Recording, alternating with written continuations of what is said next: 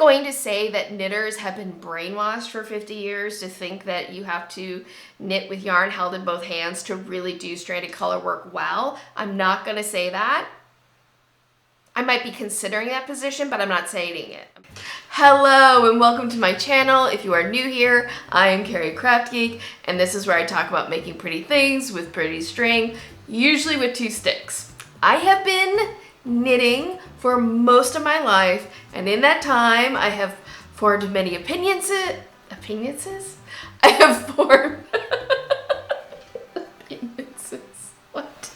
I have certainly formed certain opinions, developed strong preferences, and I have shared many of those things here on this channel. But sometimes you learn something new. Sometimes things just change, and my mind has been changed about a few things. So hit subscribe, hit the notification bell, grab a project to knit with me while I share some of the things I've changed my mind about when it comes to knitting.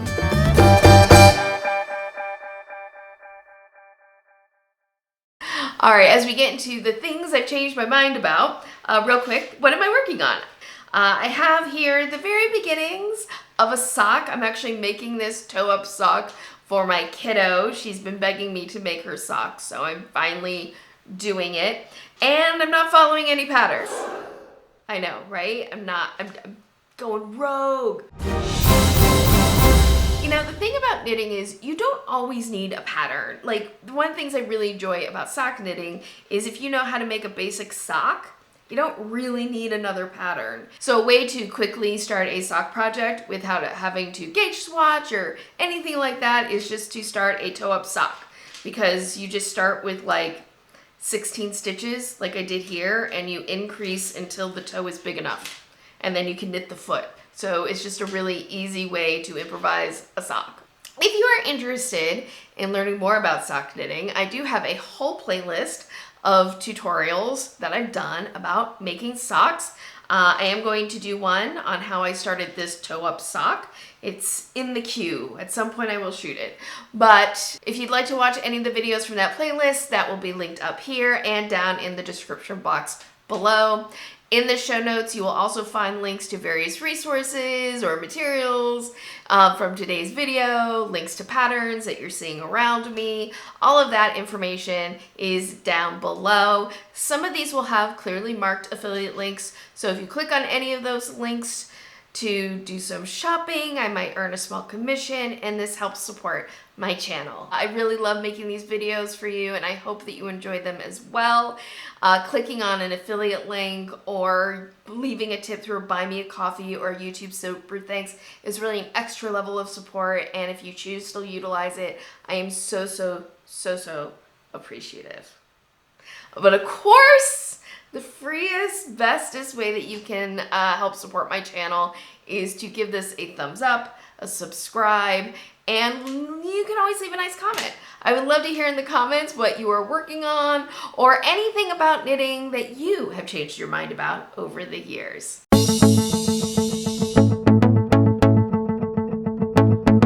So as I sit here knitting, happily knitting with my favorite needle setup for socks, which is 2 16-inch circulars, I'm thinking about knitting needles, and I'm thinking about how over the years I've really developed very strong preferences in terms of my knitting needles. I think the one needle preference that is just true for me in my very deepest soul is that I prefer fast needles, and I love metal needles, and I for years have hated bamboo needles.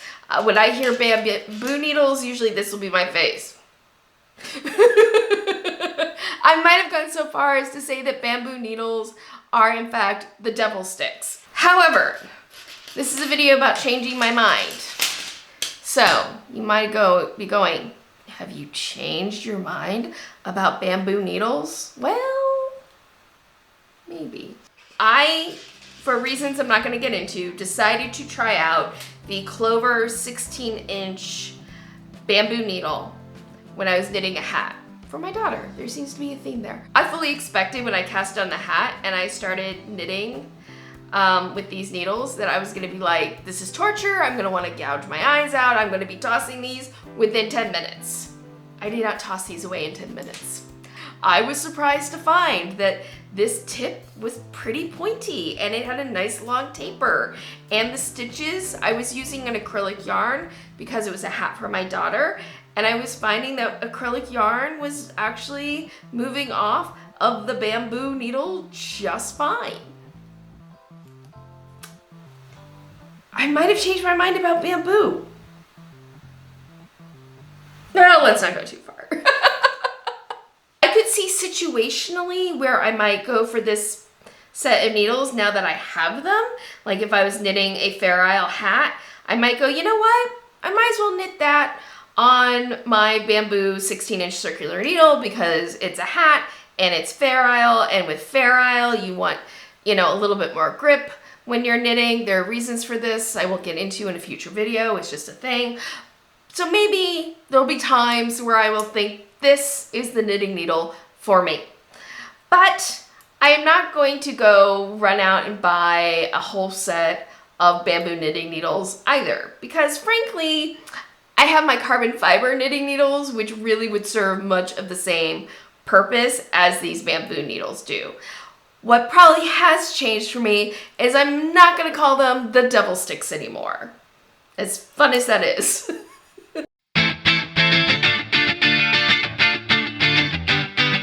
I'm not going to say that knitters have been brainwashed for 50 years to think that you have to knit with yarn held in both hands to really do stranded color work well. I'm not going to say that. I might be considering that position, but I'm not saying it. You might recall seeing the beginnings of this in my last video. This is the Marcy's Beret by Bullock Ozcan Design. So to knit this hat, I chose to knit with yarn in either hand. So basically carrying one yarn in my right hand and doing throwing or English style knitting, and the other yarn in my left hand to do picking or continental knitting. This hat is probably the last time I'm going to choose to do that. That does not mean I'm giving up on stranded color work. No. I'm just gonna use other techniques. I'm either gonna carry both yarns in my right hand, or I'm gonna use Portuguese style knitting to do Fair Isle. And the reason for that is pretty simple. I find for me that carrying yarn in both hands stresses my wrists out. I start having a lot of wrist discomfort. I have to take a lot more breaks, and I'm just not really enjoying it. Also, and this has always been true, trying to keep good even tension between both strands of yarn when you're really using completely different ways of knitting is really hard. And I've never really gotten great consistency that I enjoyed. I just think I get better consistency with other styles of knitting, and I would rather rely on that. I would rather rely on just full on using English style knitting to do stranded color work or Portuguese style knitting and have results that I like better with better wrist comfort. But I'd love to hear from you down in the comments. What is your opinion on this? If you knit stranded color work, how do you go about holding and managing your yarn? If you have any tips or advice for other knitters, I'd love to hear about them down in the comments.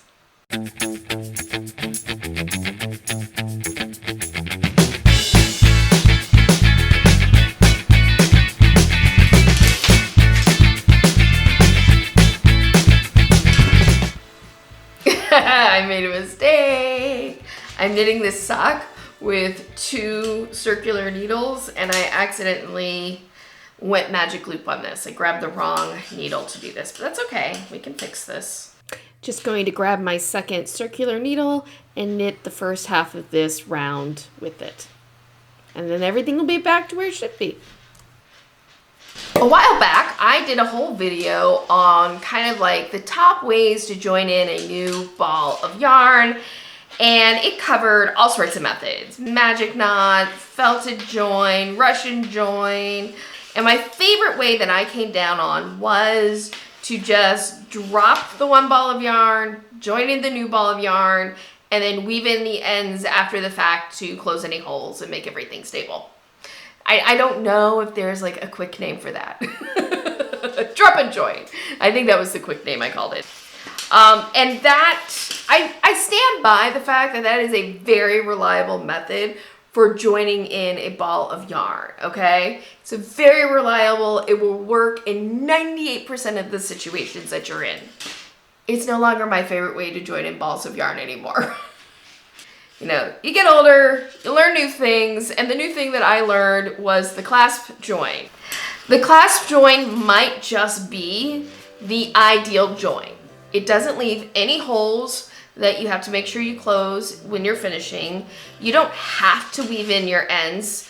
Sometimes I choose to weave in my ends a little bit further for various reasons, but you don't have to join in your ends. It's very much a no weave method. You can do clean color changes with the clasp join, where you're able to kind of like perfectly place where that join spot is in the knitting. It's just great. I show how to do that in my video on the clasp join. And it's not fussy. It's really not a fussy method. It's just brilliant. And I would say in 98% of situations, a clasp join will work perfectly well. I really can't think of any drawback to the clasp joint other than the fact that it can be a little bulky, but there's even a workaround for that. I have a shorts video showing how to make the clasp joint less bulky by spilling plies. If you want to check that out, I do have links where all the links would be. Honestly, there's so few drawbacks to the clasp joint. It is now my go-to method for joining in new balls of yarn, and I absolutely love it. I'm a huge fan. Huge fan. Clasp join. I am team clasp join.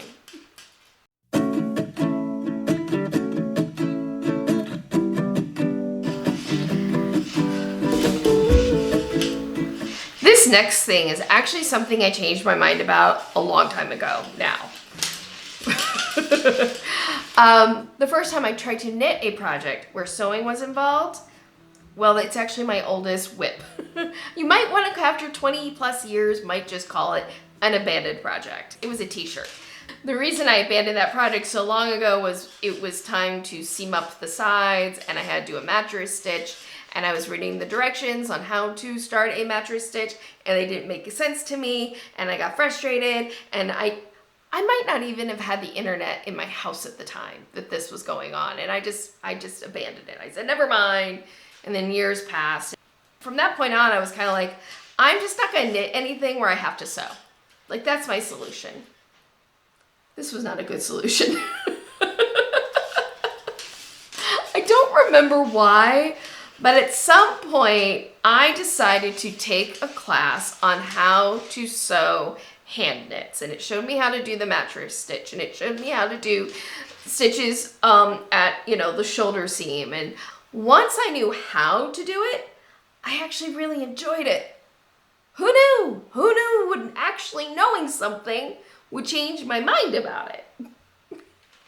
It turns out that I didn't really hate sewing hand knits. I hated my ignorance and that I couldn't just learn how to do it from a book. I needed to take an actual class on it. So often I think all of us have a tendency when we come across a new skill or technique, if we don't get it right away, we don't understand what's going on, to just decide that we hate the technique and we're never going to do it. It's not even possible. When in fact, if maybe we just found the right method or the right teacher, we could at least get to a place where it may not be our favorite thing to do, but we're not avoiding it either. Right? Like with me and sewing hand knits. I don't avoid it anymore. I guess at the end of the day, I just always encourage you, like, if there's something where you go, I hate that. Like, sometimes you genuinely hate it, but sometimes finding the right teacher or finding the right method can make all the difference. Here I am with my sock, and I've got quite a few rounds done here so far while talking with all y'all about the things I've changed my mind about. And yeah. Looking at the toe of the sock right now, one thing I wish I did differently is when I did my increases, I did them every other round.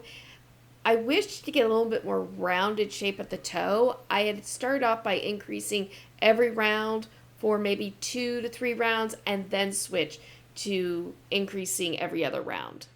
That being said, I have tried this little toe on my daughter's foot, and the shape of her toes, like, this is like this like wedge is perfect for her toe shape. It's like crazy. I put it on and it's like, oh, that looks exactly like it should look for her. We're so used to commercial socks with the perfectly rounded toe that we forget that some people's feet actually really benefit from more of a wedge shape like this. That's it. Those are some of the things I've changed my mind about when it comes to knitting. Is there more? Probably. Are there more things I might change my mind about into the future? I'm sure there are. One of my general goals in life is to always sort of be kind of growing and learning and challenging myself, challenging my, preferences, my perspective, my biases. And that does even extend, obviously, to knitting. Sometimes I still feel the same way about things. Oftentimes I still feel the same way about things. Sometimes my opinion changes. All right, that is it for me. I hope that you have enjoyed today's video. If so, please give it a thumbs up and share it with your other yarn wrangling friends. Liking, sharing, commenting on videos are all ways that lets YouTube know that this is a fun video that other knitters would enjoy, and that helps grow my channel so that I can stay here on YouTube for as long as possible. So thank you for all of that support. If you'd like to take your support a little bit further, please consider utilizing one of my affiliate links when you are doing any shopping, or you can leave me a tip through Buy Me a Coffee or a YouTube super thanks. And of course, the best, freest way to support my channel is to hit subscribe and the notification bell.